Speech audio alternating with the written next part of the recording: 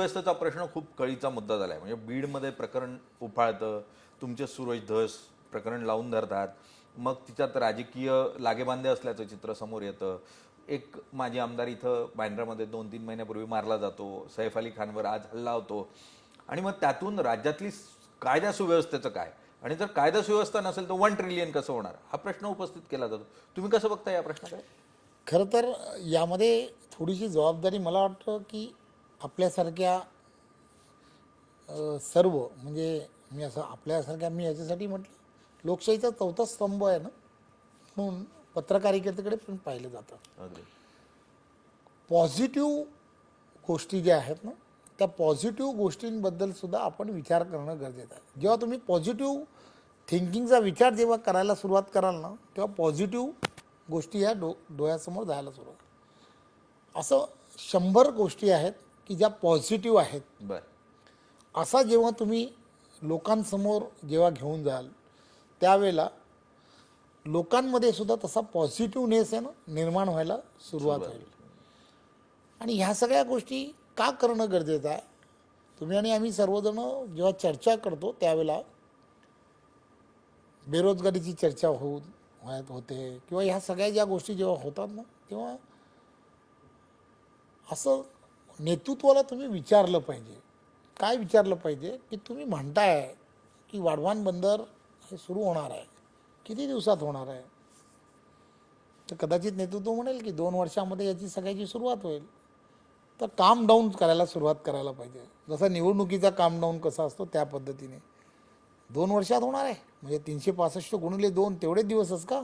ठीक आहे, हा एक दिवस संपला, तुम्ही कुठे कितपर्यंत पुढे गेलात, कसे पुढे गेलात? सर याच्यामध्ये 5 लाख लोकांना रोजगाराची संधी आहे.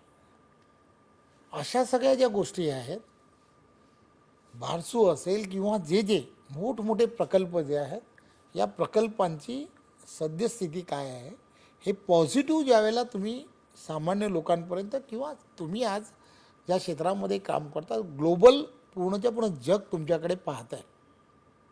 त्यामुळे तुम्हाला या माध्यमातून सुद्धा महाराष्ट्राला पुढे नेण्याची संधी आहे. महाराष्ट्राला पुढे कसं न्यायचं आहे तर तुम्हाला काय करायला लागेल, तर तुम्हाला त्याच दिशेने न्याणं हे सुद्धा अत्यंत गरजेचं आहे. होतं काय की आम्ही काय करतो आहे, तर आम्ही आज घडलेली एखादी वाईट घटनेबद्दल आपण त्याची चर्चा करतो. करू नये का? तर 100% करायला पाहिजे. त्याच्यावरच्या उपाययोजनेबद्दल पण करायला पाहिजे. परंतु त्याचबरोबर ती एक वाईट घटना आहे ना, त्याबरोबर 99 चांगल्या घटना काय होत आहेत याच्याकडे सुद्धा कुठेतरी जर लक्ष दिलं तर आणि तरच तुमची आणि आमची पुढची पिढी जी आहे ना, ती पुढच्या पिढीमध्ये एक आपणच कदाचित नेरेटिव्ह सेट करतो आहे की हे सगळं वाईटच आहे, जग वाईट आहे, जग वाईट आहे, असं आपणच तयार करतो की काय. तर आपण असा विचार करायला चालू करायला पाहिजे की नाही, जग फार सुंदर आहे, जगामध्ये हे चांगलं आहे, जगामध्ये ते चांगलं आहे, हे जेव्हा तुम्ही सांगाल ना, ते आणि महाराष्ट्रात हे नाही, चांगलं आहे. म्हणजे अगदी मान्य आहे की सकारात्मकता हवी का, तर ती हवी, यात काही दुमत नाही. आणि सकाळ माध्यम समूह नेहमी सकारात्मक गोष्टींच्या बाजूनं उभा राहिलेला आहे. पण मग कोंबडं दाखलं की सकाळ होणार नाही का, मग कायदा सुव्यवस्थेचा प्रश्न मांडायचाच नाही का? कारण तो तळीचा मुद्दा होतोय राज्यामध्ये, आणि राज्याची प्रतिमा मुळात तशी नाही आहे.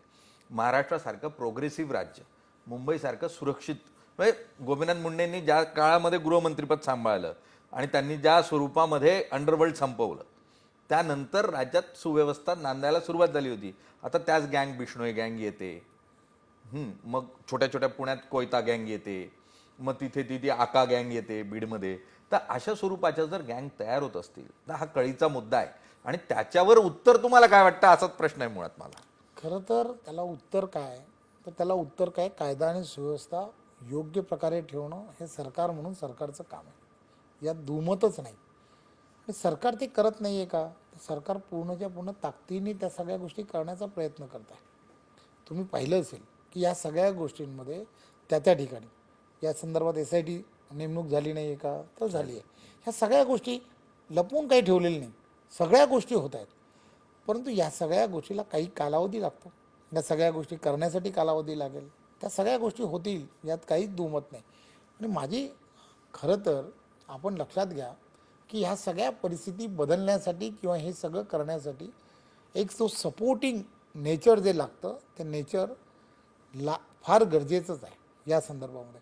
आणि सरकार म्हणून या सगळ्या गोष्टी कोणालाही पाठीशी घातलं जाणार नाही हे वारंवार सांगितलं जात आहे. वारंवार त्या दिशेने पावलं उचलली जात आहेत.